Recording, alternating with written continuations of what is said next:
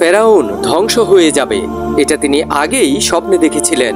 একদিন ফেরাউন স্বপ্নে দেখলেন একটি আগুন এসে মিশরের ঘরবাড়ি জ্বালিয়ে পুড়িয়ে দিচ্ছে, কিন্তু বনি ইসরায়েলদের কোনো কিছুই হচ্ছে না।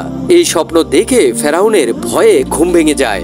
এরপর ফেরাউন দেশের বড় বড় জাদুকর ও জ্যোতিষীদের ডেকে আনলেন এবং তাদের কাছে তার স্বপ্নের ব্যাখ্যা জানতে চাইলেন। জাদুকররা তাকে বলল, অতি দ্রুত বনি ইসরায়েলে একটা পুত্র সন্তান জন্মগ্রহণ করবে এবং তার হাতেই মিশরবাসীদের ধ্বংস হবে আর ফেরাউনের পতন ঘটবে। ফেরাউন তখন একটি আইন বানালেন, বনি ইসরায়েলের ঘরে কোনো পুত্র সন্তান জন্ম হলেই তাকে যেন হত্যা করা হয়। যেই কথা সেই কাজ, বনি ইসরায়েলদের ঘরে কোনো পুত্র সন্তান জন্ম হলেই তাকে হত্যা করা হতো।